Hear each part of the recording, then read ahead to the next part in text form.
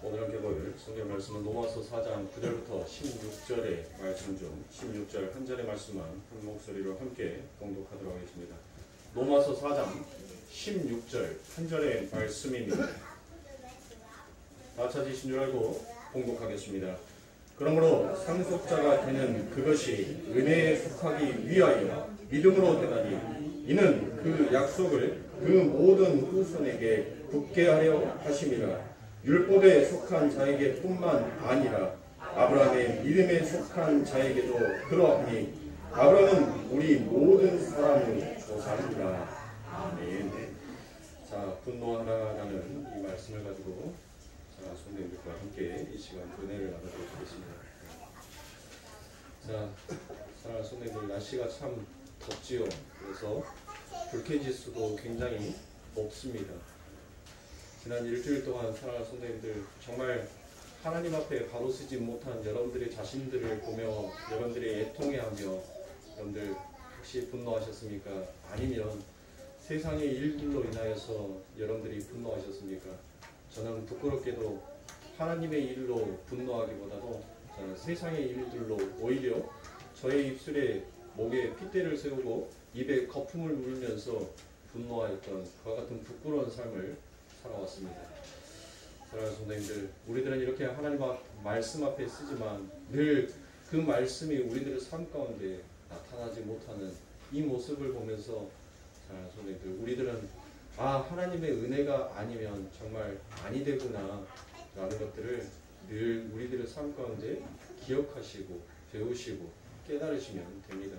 하나님께서 우리들에게 지키라라는 그와 같은 명령보다는 그 하나님의 은혜가 무엇인지를 너희들이 깨달아라라는 그 아버지 하나님의 참된 사랑의 메시지가 바로 이 성경 말씀 안에 담겨 있음을 사랑하는 성도님들이 잊지 마시고, 오늘 또 여러분들이 이 하나님의 말씀들을 통하여서 과연 나는 무엇에 더 분노하고 살아왔는지, 그리고 내가 그 분노했던 그 이유가 무엇이었는지를 이 말씀들을 나누면서 사랑하는 성도님들께서 한번 다시 여러분들의 자신을 되돌아보는 그와 같은 시간이 되시길 주님의 이름으로 축원합니다.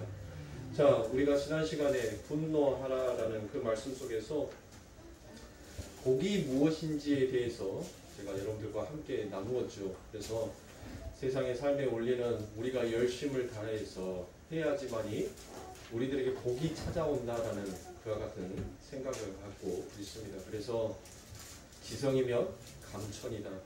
내가 열심히 공을 들이면 그 하늘도 감명하여서 우리들의 삶 가운데 복을 주지 아니하겠느냐라는 그와 같은 세상의 인본주의적인 이야기가 나옵니다. 그러나 성경은 그것이 복이 아니다라고 우리들에게 계속하여 말하고 있습니다.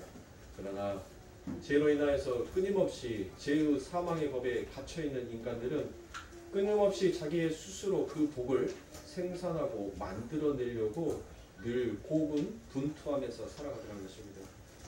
성경은 우리가 무엇을 해서 복을 받는 것이 아니라 너희는 이미 복을 받은 자다라는 것을 인정하라는 하나님의 명령의 말씀을 우리가 그대로 믿고 인정하는 것이 그게 믿음이며 그게 하나님을 찬송하는 일입니다.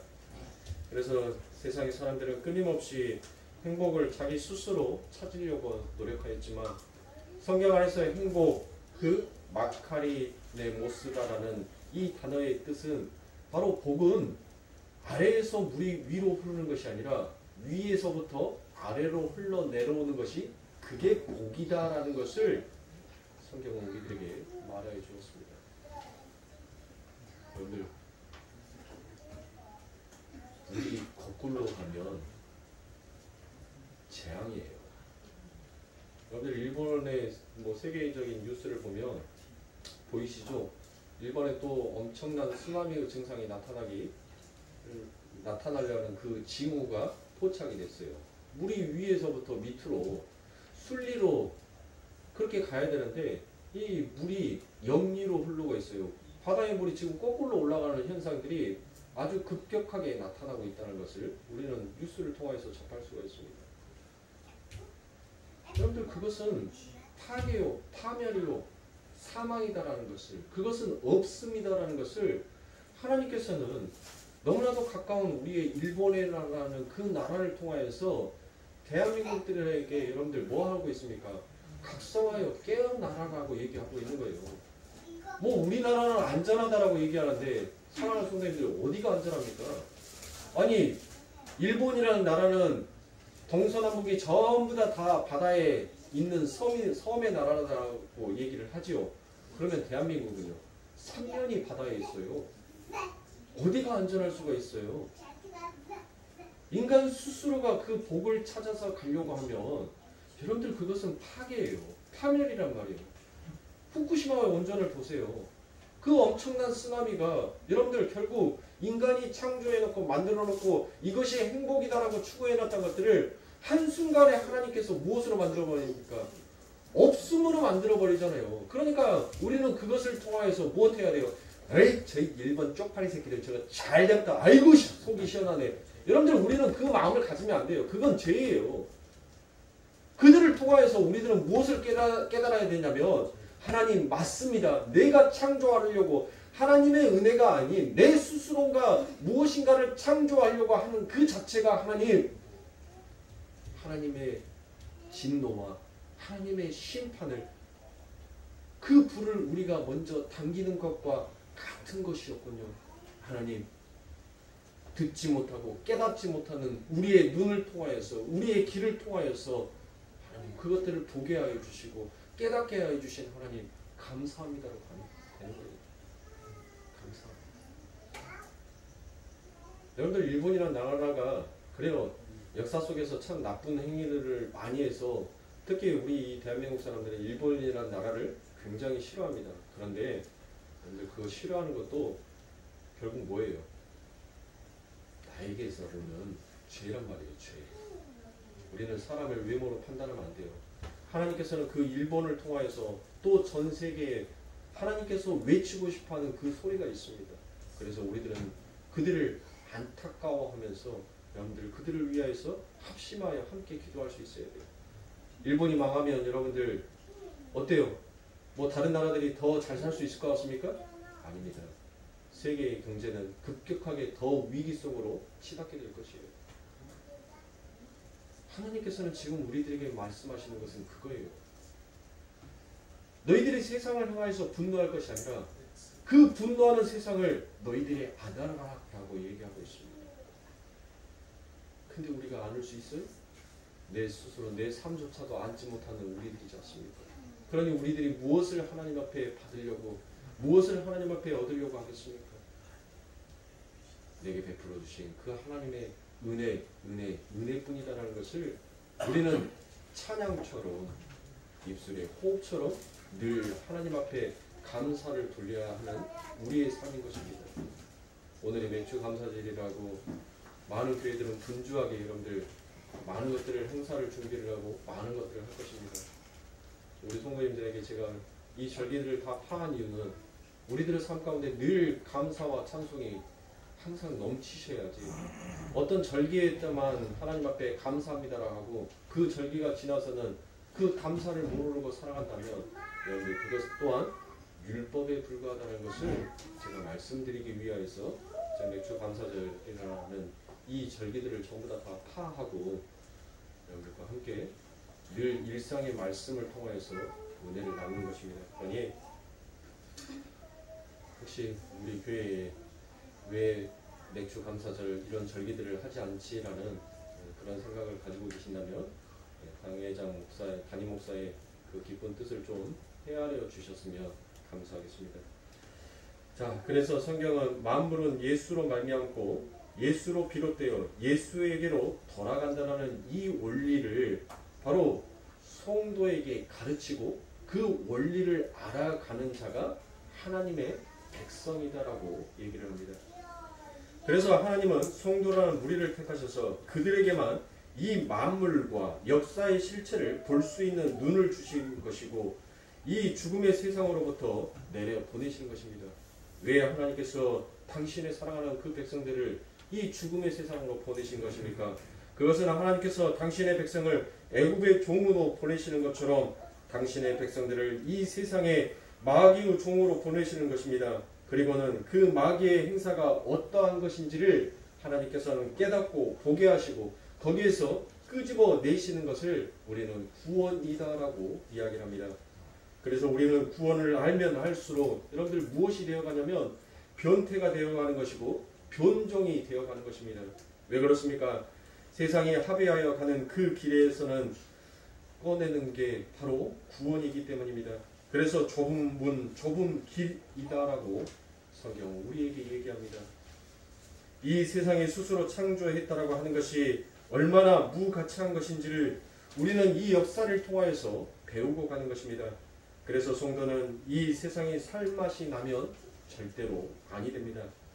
예수 믿으면 늘 행복하고 늘 기쁘라라고 그렇지 않았습니까? 정말 우리가 우리들의 삶 가운데 그 예수를 믿은 것이 여러분들 늘 기쁨이요 늘 행복으로 우리들의 삶 가운데 찾아오십니까? 성경에서는 항상 기뻐하라라고 얘기합니다. 그러면 세상에 성경에서 말하는 그 항상 기뻐하라는 것은 여러분들 뭐예요? 뭐가 항상 기뻐하는 삶인 것입니까? 우리가 항상 기뻐하는 자의 삶을 살려면 여러분들 어디 가면 돼요? 저 역시도 항상 주 안에서 항상 기뻐하는 자의 삶을 살고 싶어요. 근데 제 삶은 여러분들 주 안에서 항상 기뻐하고 행복한 삶을 살지 못해요. 그런 삶을 살려면 여러분들 딱 한 군데에 있어요. 한 군데. 어디냐면 정신병원. 좋은 정신병원이 있으면 저한테 하나만 소개시켜 주십시오. 그 안에서 주님과 함께 기뻐하고 행복하면서 늘 웃으면서 살 수 있게. 그런데 여러분들 우리들의 삶에는 이런 하나님의 말씀이 실질적인 우리들의 삶 가운데 나오질 않아요. 왜 그렇습니까?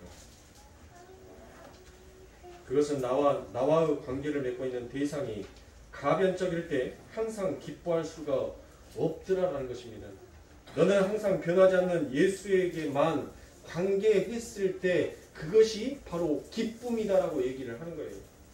즉, 그 예수님만이 나의 기쁨이 되어줄 수 있다라는 것을 우리가 이 인생을 통해서 깨닫는 것이에요. 그러면 가변적인 것이 뭐예요? 가변적인 것. 뭘 가변적이다라고 얘기를 하는 것은 여러분들이 지금 이 세상에 살고 가면서 내 자식, 내 남편, 내 아내, 그 돈, 명예, 여러분들 그것을 가리켜서 가변적이다라고 얘기를 해요. 여러분들 한번 보세요. 여러분들의 자녀를 통하여서 여러분들이 항상 기뻐할 수가 있습니까? 항상 행복해요? 아니죠. 그 상대가 내가 바라는 어떤 기대치의 요구가 되었었을 때 그 잠깐에 무엇이 찾아오는 거예요? 행복과 기쁨이 찾아오는 것이지 여러분들 내 자녀로 인하여서 내가 항상 기뻐하진 않아요. 내가 항상 행복하진 않다니까요. 돈이 없는 사람들은 그 돈을 받기 위하여서 여러분들 열심히 이 세상을 고군분투합니다. 그래서 악착같이 돈을 벌었어요. 그런데 여러분들 그 돈을 다 벌어서 내가 원하는 빚도 다 청산하고 아름다운 집도 하나 사고 또 좋은 차도 하나 사고 통장에 여러분들 평생을 쓸 수 있는 돈을 다 그래요. 딱 저축해놨다고 생각해 보세요. 그러면 여러분들 내 꿈이 그게 현실이 되었으니까 그 삶 가운데 여러분들 뭐 해야 돼요? 늘 행복해야 되잖아요. 늘 기뻐야 하잖아요. 그런데 여러분들 그게 막상 딱 채워지는 순간 그 삶에 있어서 만족도 없고 기쁨도 없더란 거예요. 정치인들도 보세요. 왜 끊임없이 여러분들 그렇게 헐뜯고 자기의 치부가 그렇게 드러남에도 불구하고 왜 그렇게 여러분들 그 명예욕에 여러분들 미쳐서 살아가느냐고. 왜 더 높은 자리를 향하여서 여러분들 그렇게 끊임없이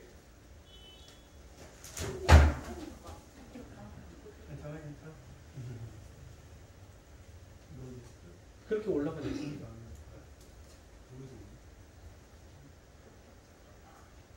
그건 뭐 때문에? 그 가변적인 것들이 결국 나를 행복하게 해줄 수 없다라는 것을 여러분들 알기 때문인 것입니다. 그래서 사람들의 삶 가운데 있어서 늘 뭐가 없어요? 만족이 없는 거예요. 참 날씨 덥죠. 여러분들. 이 더운 날씨 속에서 여러분들 어때요? 여러분들 조금만 에어컨 끄면 어때요? 제가 신성애가 없으면 에어컨을 잘 틀지를 않습니다. 좀 에어컨이 이제 저희 동생이 에어컨을 하나를 자기가 사용했던 것을 이제 줘서 인버터 방식이라고 해가지고 전기세가 그렇게 많이 나오지 않는다라고 해서 뭐 밑에 이제 사용 설명서를 보니까 하루에 7시간에서 8시간을 사용했었을 때 한 31,000원 정도의 이 전기세가 나온다라고 기록이 되어 있어요. 그런데 어렸을 때부터 저는 무엇을 배운 거 잘하냐면 우리 부모님 세대에서 아끼고 절약하는 것을 배웠어요. 그래서 더우면 더운 대로 좀 참지, 추우면 추운 대로 좀 참지라는 그 참지라는 그게 안에 이렇게 마음속에 이렇게 들어가 있다 보니까 여러분들 아이가 학교 등교하고 나면 오자마자 이제 집에 와서 샤워를 해요. 앞뒤로 창문을 싹 다 열어놓고 그리고 선풍기를 켜놓습니다. 그래서 딱 샤워하고 옷 갈아입는 순간 뭐 하냐면 땀을 흘려요. 땀을.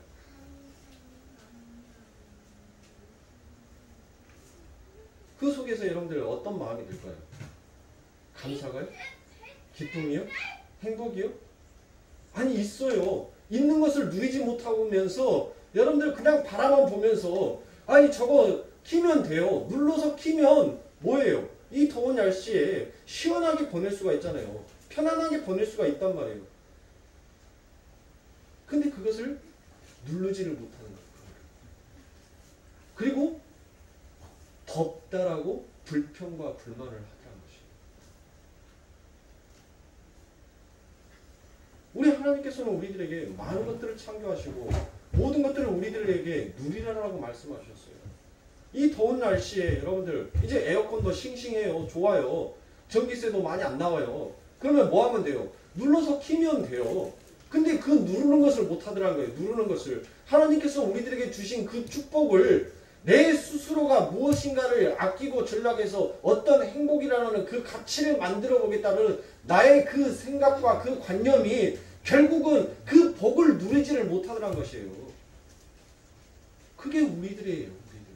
하나님께서는 많은 것들을 창조하시고 누리라라고 주셨어요. 내 아들아 내 딸아 이건 너를 위해서 창조한 거야. 나에게는 이 모든 것들이 전혀 다 필요가 없어. 왜? 나는 모든 것들을 다 완벽하게 갖춘 자이니까. 근데 내가 이런 것들을 창조한 것은 무엇 때문에 창조한 거야?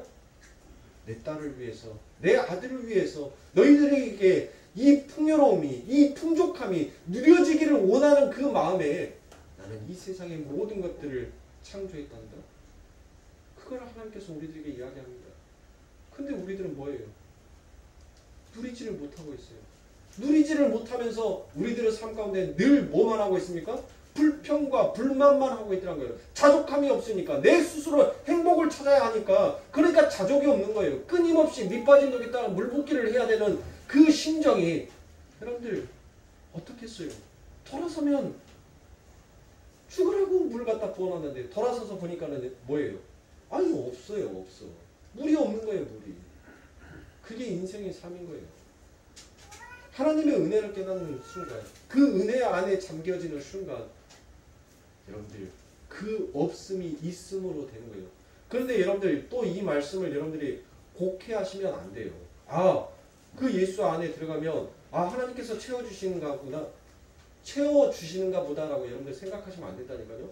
여전히 없음은 없음이에요. 없음은 없음인데 내 마음의 자세가 밑빠진 독에 물을 부어놨는데 완전히 없는 것이 아니라 그래도 그 은혜의 물이 조금이라도 그 가상자리에 있네라는 그것을 깨닫고 감사를 하는 거예요. 하나님 완전히 없을 줄 알았는데 하나님 있어요. 생명의 물줄기가 이 도가니 안에, 이 깨진 도가니 안에 조금이라도 남아있네요. 하나님 감사합니다.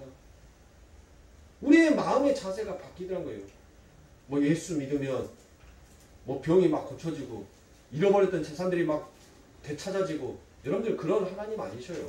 그럴 거면 그렇게 채워주실 하나님이시면 여러분들 처음부터 뺏지도 않으셨어요. 하나님께서는 당신의 뜻이 무엇인지를 당신의 자녀에게 그 자녀가 올바로 하나님의 마음과 그 뜻을 깨닫기 전까지는 하나님께서는 우리가 만들어서 행복을 추구하려는 그 모든 것들을 전부 다 뭐예요? 흐트러 버리신다니까요. 그게 디아스포라지 않습니까? 그게 사도행전에 나오잖아요. 응? 하나님의 복음이 어떻게 전파가 돼요? 우리의 고정관념과 우리의 고정의식이 오늘도 여러분들 보세요. 저 아무리 장의자 어디에다 이름 써붙여놨냐 하고 제가 매트도 띠적띠적 해보고 뭐 밑에 자석도 한번 봐보고 하는데 여러분들 이름이 하나도 없어요. 여러분들이 앉고 계신 그 자리가 내 자리다라는 그 이름이 하나도 없더라니까요. 근데 항상 나는 뭐예요? 그 자리를 고수해요. 항상 그 자리에 앉아요. 왜요? 편하니까. 무엇인가 그 자리에 앉아있으면 그냥 편하니까 그러니까 그 자리를 고수를 하는 거예요. 이게 우리의 고정의식이란 말이에요. 이게. 아니 다른 자리에 가서 앉을 수도 있어요. 근데 아니에요. 더워도 그 자리, 추워도 그 자리. 항상 그 자리를 고집해요. 하나님은 우리들에게 그것을 깨는 거예요. 아니 우리들의 삶 가운데 변화가 우리들의 삶 가운데 어떤 혁신이 일어날 때가 있잖아요. 우리 몸 상태가 늘 같지는 않지 않습니까? 아니 어쩔 때는 저 에어컨의 바람이 너무나도 춥게 느껴질 때가 있어요. 그리고 어떨 때는 저 에어컨의 바람이 아니 온도를 24도로 맞춰놨는데 아 왜 이렇게 더워? 라고 느껴질 때가 있단 말이에요. 하나님은 시시때때로 우리의 상황과 여건에 맞춰서 그 환경에 맞춰서 우리의 시각과 우리의 믿음의 상태에 맞춰서 하나님은 우리의 자리를 살짝씩 옮겨주셔요. 왜요? 우리가 쓰러지지 않도록. 우리 하나님은 그 위기 속에서 우리를 늘 항상 건져내시는 하나님이시다. 그런데 우리는 우리의 자리를 고수하면서 하나님께서 바꿔버리는 그 자리에 대해서 불평하기 시작합니다. 하나님, 나는 여기가 좋사옵니다. 여기가 내 자리인데 이 자리가 내가 가장 안식하고 편안할 수 있는 자리인데 하나님 왜 옮겨요? 그냥 하시던 대로 하시지. 왜 옮기세요? 라고 그 하나님 앞에 분노를 하더라고요. 그러니 사랑하는 성도님들, 우리가 이와 같은 마음, 이와 같은 생각을 하고 있는데 여러분들 우리가 항상 기뻐할 수 있습니까? 항상 행복할 수가 있어요? 전혀 그럴 수가 없다는 것입니다.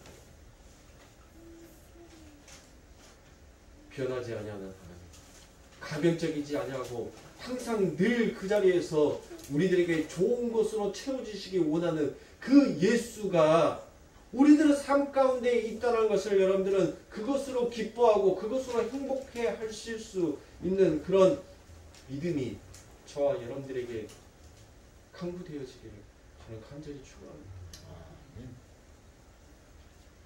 그래서 우리는 하나님의 은혜가 가입하지 않았을 때 그 인간들이 만들어낸 세상을 보면서 탄식하고 통곡해야 하는 것입니다. 그런데 나에게 하나님께서 쏟아 부어주신 이 은혜와 복이 도대체 얼마나 엄청난 것인지 그걸 떠올리면서 그때 우리들은 잠깐 무엇할 수가 있어요? 행복의 웃음을 지을 수가 있는 것입니다. 그런데 내 관심이 또 거기에서 벗어나게 되면 우리들의 삶 가운데 무엇이 찾아옵니까? 곧장 괴로움이 찾아와요. 곧장 우리들에게는 힘듦이 찾아오더라는 것입니다. 그것을 우리들은 끊임없이 반복하면서 가요. 그러니까 닭보다 닭대가리 하지 마시라니까요. 내가 닭대가리예요. 내가. 하나님께서는 이 엄청난 시간 동안 끊임없이 우리들에게 말씀하여 주시는데 금방 잊어버려요. 금방. 그리고 또 다시 내 삶으로 돌아가요. 계속 그것을 반복한다니까요. 너 이거 먹으면 안 돼. 안 된다. 안 된다라는 것을 가르쳐줬는데 돌아서서 먹고 난 다음에 뭐예요? 설사 뿌지직 하고 있어요. 예? 그러니 우리가 그러니까 앞으로 저런 삐삐삐 하지 마시고 예? 곧 있으면 이제 여러분들 초목 돌아옵니다. 닭 보고 저런 닭대가리 하지 마시고 남 욕할 거 없다니까요. 바로 나를 욕하세요. 나를. 하나님께서 창조해 놓은 것을 왜 욕하세요? 나를 욕해야죠. 내가 멍멍이보다 못한 자, 내가 저 닭보다도 못한 자. 금방 듣고도 돌아서서 여러분들 개를 보세요. 지가 토해내온 것을 지가 다시 먹는다니까요. 우리가 마찬가지잖아요. 하나님 이게 죄입니다라고 그 고백을 하나님 앞에 회개를 해놓고 다시 또 그 죄를 우리가 주워 먹어요. 예? 그것을 주워 먹었을 때 내 삶에 얼마나 고통이요, 내 삶에 얼마나 힘든다라는 것을 경험을 하고서도 돌아서서 또 먹더라는 거예요. 그러니 여러분들 하나님이 창조하신 거 이제부터는 욕하지 마세요. 저런 개 하지 말고 저런 닭 하지 말고 내 형제 보고 저런 참새 새끼 이렇게 하지 마시고 예? 내가 참새요, 내가 닭이요, 내가 개다라고 그렇게 고백하세요. 우리는 다 그와 같은 자예요. 하나님의 말씀 앞에서. 얼마나 부끄럽습니까? 날마다 하나님이 우리들에게 사랑한다 딸아, 사랑한다 아들아라고 그렇게 외치며 오고 있는데도 늘 그 말씀을 잊어버려요. 잊어버려. 그러니 나를 부끄럽게 생각하셔야죠. 나를 욕해야죠. 그래서 야고보서가 뭐라고 해요? 2장 1절에서 사람을 외모로 판단하지 말라. 취하지 말라라고 얘기하는 거예요. 네가 지금 판단하고 정죄하는 너가 지금 그러고 있는데 누구를 정죄하냐고 그것을 깨닫고 아는 자가 뭐예요? 하나님의 은혜 안으로 들어가는 거예요. 아, 변하지 아니하는 그 예수님이 나와 함께 하심이 이렇게 기쁨이요, 이렇게 감사구나라는 것을 그것을 깨닫고 가게 되라는 것입니다. 성도는 이 세상의 실체를 보고 하나님이 세운 그 나라를 감사함으로 찬송하면서 붙들고 들어가는 것입니다. 그리고 그 나라에서 새 몸으로 바꾸어주는 거고 우리는 더럽고 불공평하고 불합리하게 돌아가는 세상에 대해서 분노해야 하는 것이 아니라 그걸 당연시 여겨야 합니다. 인정하며 사는 것이 그게 성도의 삶이라는 것입니다. 여전히 스스로의 힘으로 더 나은 세상 만들기와 보다 더 나은 세상을 만들자에 몰두하는 것이 성도가 이 세상을 가지는 비전과 꿈이 되어서는 아니 된다는 것입니다. 그래서 나의 아름다운 세상, 행복을 주는 그와 같은 나의 그 나라를 만드는 것이 위하여서 하나님마저도 방법과 수단으로 동원하는 이 역사 속의 실체인 나라의 모습을 보고 여러분들은 무엇해야 돼요? 분노하셔야 하는 것입니다. 교회는 사랑하는 성도님들 가면 무도회 장이 아닙니다. 여러분들은 이 가면 무도회 장에 가면을 쓰고 오신 분이 아니다란 말이에요. 여러분들의 실체와 여러분들의 모습이 어떠한지를 여러분들은 그냥 있는 그대로 들추어내시면 돼요. 하나님은 우리가 쓰고 있는 이 가면의 탈을 벗기시는 거예요. 지금 어디에서요? 이곳에서 하나님께서는 우리의 가면의 탈을 벗기신다고요. 그러니 사랑하는 성도님들 그 하나님 앞에 나의 있는 이 모습 이대로 하나님 받으시옵소서라는 그 찬양을 하셔야죠. 입으로만 찬양하십니까? 삶 가운데도 찬양을 하셔야 됩니다. 하나님 내 모습 이대로 주 받아주시옵소서. 이렇게 찬양하는 것이 그게 성도다라는 것이에요. 그러니 교회에 와서 여러분들 가면의 탈을 쓰려고 하지 마세요. 아프십니까? 그러면 아프다고 말하세요. 힘드십니까? 힘들다고 말씀하세요. 여러분들의 삶 가운데 괴로움이 찾아오면, 여러분들의 삶 가운데 슬픔이 찾아오면 이 예수 공동체 안에서 여러분들을 함께 나누고 함께 슬퍼하고 함께 기뻐할 수 있어야 하는 것입니다. 여러분들의 감정을 숨기지 마세요. 여러분들의 마음속에 있는 것들을 하나님 앞에 내놓으세요. 그래서 진실되게 신실하게 하나님 앞에 기도하는 그 기도는 하나님이 일하여 주신다라고 얘기하셨습니다. 마음과 뜻과 성품을 다해서 그 하나님을 찬양하고 그 하나님 앞에 기도하실 수 있는 저와 여러분들이 되셔야 합니다. 우리의 인생의 주인공은 바로 내가 아니라 하나님이 주인이 되어야 하는 것입니다. 사도 바울이 정말 집요하게 율법을 폭격하면서 은혜를 설명하고 있는데 바로 그 구절이 9절부터입니다. 할례의 이야기를 예로 들어서 또다시 율법주의를 부수고 있더라는 것입니다. 자, 여러분들 오늘 본문 9절부터 16절의 말씀에 보면 누구의 얘기가 또 등장을 합니까? 아브라함의 이야기가 등장을 하죠. 네. 그러면서 여러분들 어떤 말을 해요? 아브라함이 의롭다 여김을 받은 것이 할례 받기 전이냐 할례 받은 후냐라고 묻고 있는 것입니다. 여러분들 한번 대답해 보세요. 제가 지목하여서 여러분들에게 말씀을 그 답을 내시겠습니까? 자, 질문 드립니다. 여러분들 아브라함이 의롭다라고 여김을 받은 것이 할례 받기 전입니까? 아니면 할례를 받으신 후입니까? 전이죠. 맞아요. 우리 최금숙 권사님이 전이요 라고 해서 질문하는 기회를 놓쳐버렸네요. 그래요. 맞아요. 전이에요. 창세기 15장에 여러분들 할례라는 말은 창세기 17장에 등장을 합니다. 창세기 15장에 할례라는 말이 등장하기 전에 15장에서 하나님께서는 이미 아브라함을 뭐 했어요? 의인으로 인쳐버렸어요. 여겨버렸단 말이에요. 그렇죠? 여겼어요. 그러면 지금 이 사도가 무엇 때문에 지금 무슨 말을 하고 있는 거예요? 어떤 말을?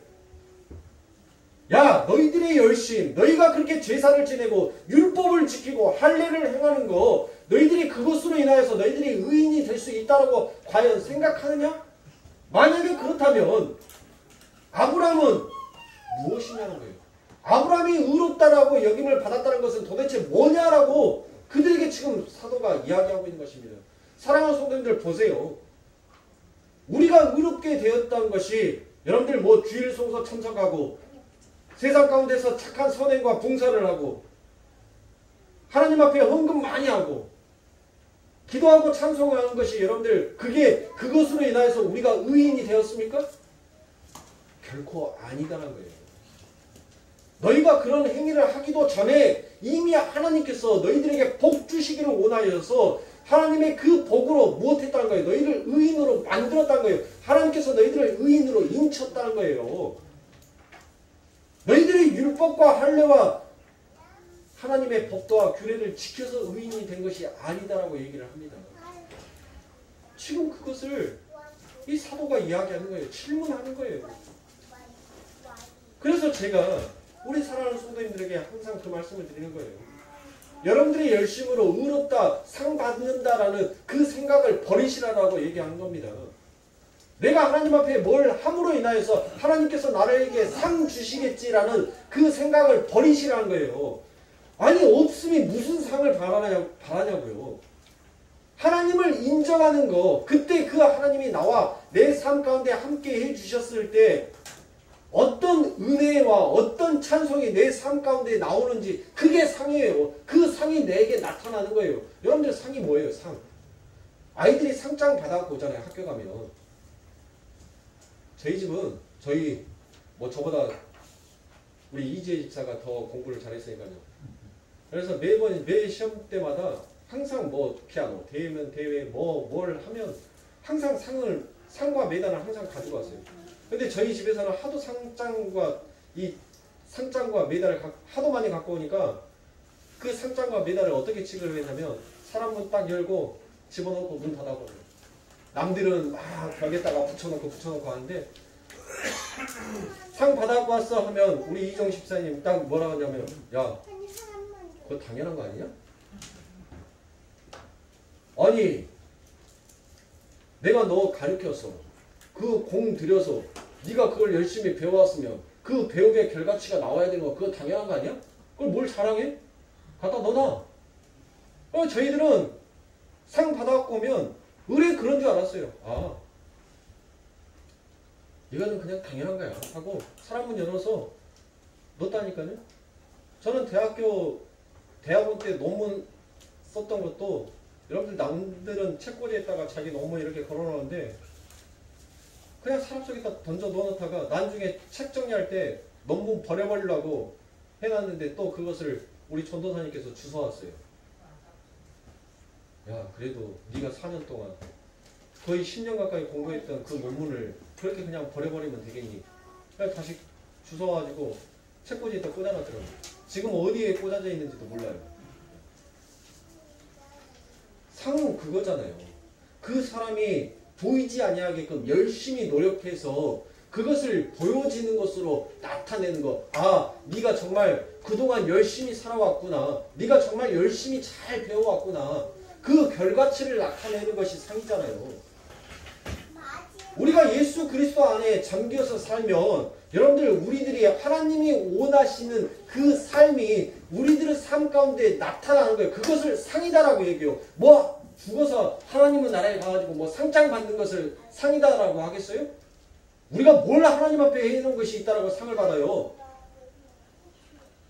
오늘 하루 내 삶만 보더라도 하나님의 원하시는 그 삶을 단 1초 1분이라도 우리가 살아요? 저는 못 살아요. 저는 말씀을 선포하고 있으면서도 한쪽에서는 죄와 싸우고 있어요. 한쪽에서 하나님의 말씀, 하나님의 그 은혜가 내게 찾아와서 말씀을 선포하고 있는데 이 한쪽에서는 또 죄와 싸우고 있다니까요. 그러니까 강대상에서 설교할 때는 여러분들 제가 굉장히 민감해요. 날카로워진단 말이에요. 왜요? 조금만 흐트러져 버리면, 조금만 생각을 놔버리면 말씀의 흐름이 다 깨져버리니까. 예? 그게 상이에요. 지금 사도는 그 이야기를 하고 있는 거예요. 그러면 여러분들 이와 같은 의문점이 드시지 않겠어요? 어떤 의문이요? 아니 하나님께서 우리를 그렇게 의인이다라고 인치셨으면, 의인이다라고 그렇게 만들어 놓으셨으면 뭐 하려고 세례를 하고 뭐 달라고 할례를 받으려고 했냐. 아니 아브라함이 이미 의인이 되어버렸는데 그 아브라함에게 창세기 17장에서 뭐 하라겠어요? 고추 끝에를 자르라겠죠. 고추 끝에 잘라서 뭘 남기라는 거예요? 흔적, 표식을 남기라고 했잖아요. 아니 의인이 됐는데 왜 하나님께서 할례를 행하라는 거예요? 그게 뭐예요? 여러분들 쉽게 생각하시면 뭐예요? 이신성이가 태어났었을 때 이신성이는 여러분들 아직 출생 신고가 됐어요? 안 됐어요? 안 됐죠. 근데 이신성이는 누구의 아들이에요? 이윤성의 아들이죠. 이 세상에 태어나자마자 이윤성의 아들이란 말이에요. 그런데 그 이윤성의 아들이라는 것을 확실하게 도장을 빵 하고 찍어버린 게 그게 뭐예요? 그게 출생신고 아닙니까? 법으로 뭐 한 거예요? 법으로 이신성이는 이윤성의 아들이다라는 것을 인정해 주는 거, 그것을 증명해 주는 거, 확증해 주는 거, 그게 뭐예요? 그게 출생신고잖아요. 그러니까 할례와 세례는 여러분들 하나의 뭐예요? 그냥 상징이란 말이에요. 상징. 이신성이가 태어났는데 제가 출생신고를 해서 제 호적에 올린 것처럼 이미 이신성이는 이인성의 아들임에도 불구하고 제가 출생신고를 해서 이는 내 아들이다라고 여겨주는 거, 그게 바로 할례란 말이에요. 상징이란 말이에요. 무슨 말씀인지 아시겠어요? 그게 할례예요. 그게 세례란 말이에요. 세례. 하나의 상징을 갖고 있는 거예요. 상징. 그 안에는 상징에는 의미가 있어요? 없어요? 없어요. 없단 말이에요. 그래서 오늘 본문 말씀에 아브라함이 인침을 받았다. 우리 16절에서도 인침이라는 그 이야기가 등장을 하는 거잖아요. 예? 그러니까 뭐예요? 하나님께서는 이미 아브라함을 너는 내 자식이야 라고 말씀을 해주셨어요. 그 자식이다라는 것을 법으로 확실하게 도장을 찍어버린 것이 뭐예요? 그게 세례요. 그게 할례다라는 거예요. 아멘? 저 여러분들이 세례를 받은 것이 바로 그거예요. 나는 이미 하나님의 딸로 그 하나님의 생명의 책에 기록이 되어 있는데 내가 그 세례를 통하여서 이제 법적으로 아버지 하나님의 나라의 완벽한 딸이다라는 것을, 그 예수의 그 하나님의 성부와 성자와 성령의 하나님의 나는 자식이다라는 것을 그 법이 하늘의 법이 인정해버리는 거예요. 도장을 찍어버렸으니까 그 하늘의 법이 그것을 우리가 뭐라고 얘기하냐면 인친다라고 얘기를 하는 거예요. 인을 친다. 그러니 여러분들 얼마나 우리가 복받은 자냐고요. 네? 얼마나 우리가 행복한 자냐고요. 왜 근데 여러분들 이 엄청난 참된 행복을 놔두고 엉뚱한 행복, 엉뚱한 파랑새를 쫓아서 왜 여러분들은 삶 가운데 분노하시냔 말이에요.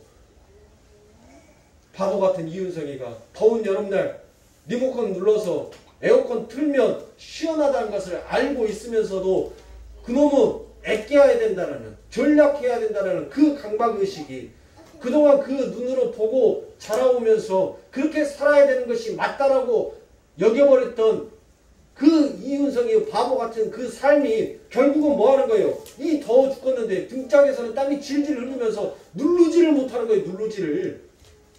그게 우리의 고정의식이란 말이에요. 그걸 하나님께서 지금 깨부시고 있는 거예요. 눌러서 네 누려. 우리들의 삶 가운데 여러분들 우리가 얼마나 많은 것들을 잘못 생각하고 살아가냐. 하나님 내가 무엇인가 좀 잘 되면 하나님 내가 하나님 앞에 이렇게 하겠습니다. 아니요. 여러분들의 삶 가운데 지금 주어지는 그 조건 속에서 하나님 앞에 모든 것들을 드릴 수 있는 여러분들이 되셔야 됩니다. 하나님 사랑하는 성도님들 믿으세요. 그래서 이윤성의 마음이 바뀌었습니다. 못하기로 틀기로 이제 누리기로. 하나님 전기세가 10만 원이 나오든 20만 원이 나오든 하나님이 누리라고 했으니 하나님 저는 믿습니다. 저 전기세도 하나님께서 분명히 낼 수 있는 그 물꼬를 열어주실 겁니다. 저는 믿습니다. 누리겠습니다. 틀어요. 제가 지금 에어컨 저것을 빗대어서 말씀을 드리는 건데 여러분들의 삶 가운데 그렇게 전진해 나아가라는 거예요. 하나님 나는 믿음이 없습니다만 하나님의 말씀을 붙잡고 하나님이 원하시는 그 삶을 살기 위해서 나는 전진하여 걸어가 보겠습니다. 분투해 보겠습니다. 분노해 보겠습니다. 하나님. 낙심되고 실패할 거 뻔히 알고 있어요. 근데 가라는 거예요. 누가 하나님이 책임져 주시겠습니까? 뭘로? 나의 이름으로. 내가 그 아브라함에게 약조한 그 쪼갠 고기 사이로 내가 지나버렸던 그 하나님이 바로 너의 하나님, 너의 아버지가 되어서 내가 다 해주겠다는 거예요.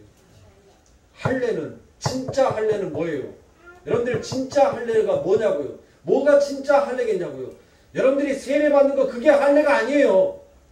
하나님께서 이미 여러분들을 너는 내 사랑하는 자녀다라고, 너는 내 사랑하는 자녀다, 너는 내가 원하는 의인이다라고 하나님께서 인쳐주시는 것이 그게 진짜 세례요. 그게 진짜 할례인 거예요.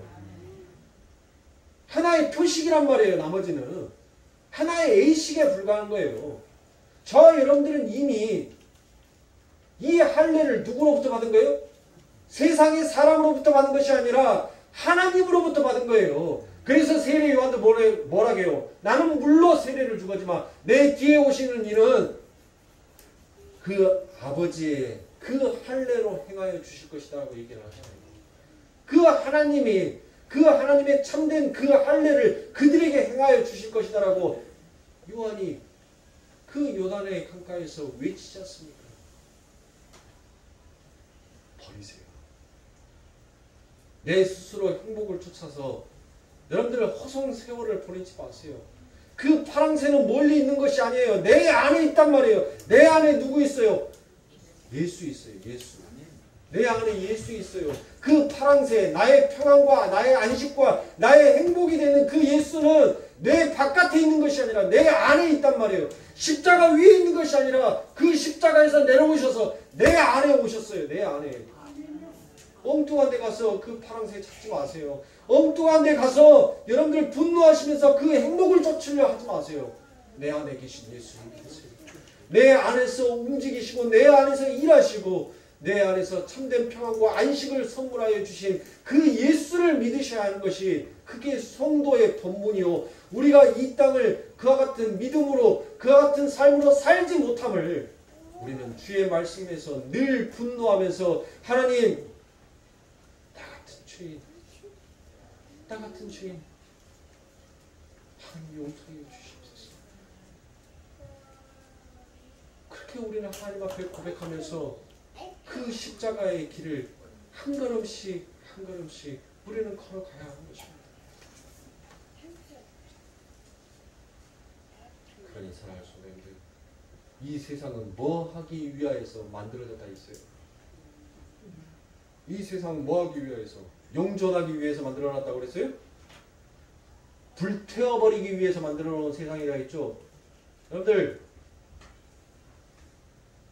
아버지의 하나님의 나라는, 제가 예전에도 이 모델하우스에 대해서 하나님의 나라를 말씀을 드렸을 겁니다. 여러분들, 모델하우스는 뭐예요? 실질적으로 내가 들어가서 살고자 싶어하는 그 집을 모형화 시켜놓은 것이 모델하우스잖아요. 모델하우스를 분양받아갖고 사는 사람 있어요, 없어요? 없죠. 모델하우스는 이미 분양이 끝나면 뭐예요?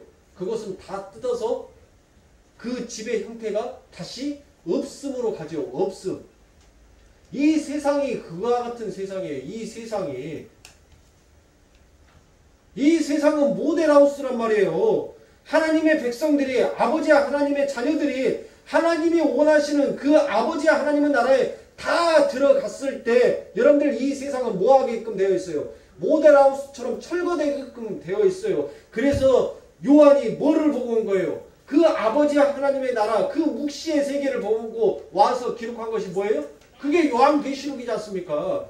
사도 바울이 뭐를 보고 왔어요? 삼층천에 올라가서 그 아버지 하나님의 나라를 보고 오니까 그 사도 바울이 뭐 할 수가 있었어요? 자기에게 찾아오는 그 고난과 역경과 그 모든 환난을 주의 기쁨으로 여러분들 참고 견디며 이겨낼 수가 있었던 거 아닙니까? 여러분들, 모세는 어땠어요? 모세는 아버지 하나님의 나라 안 봤습니까? 모세도 그 아버지 하나님의 나라를 보고, 여러분들, 그가 이 땅에 내려와서 지은 것이 뭐예요? 히브리서에서 나와요. 히브리서에서 네가 본 그 나라 이 땅에서 그거 지은 것이 뭐예요? 그게 성막 아닙니까? 그게 장막 아닙니까? 에? 그러면 그 모든 것들은 뭘 상징하고 있는 거예요?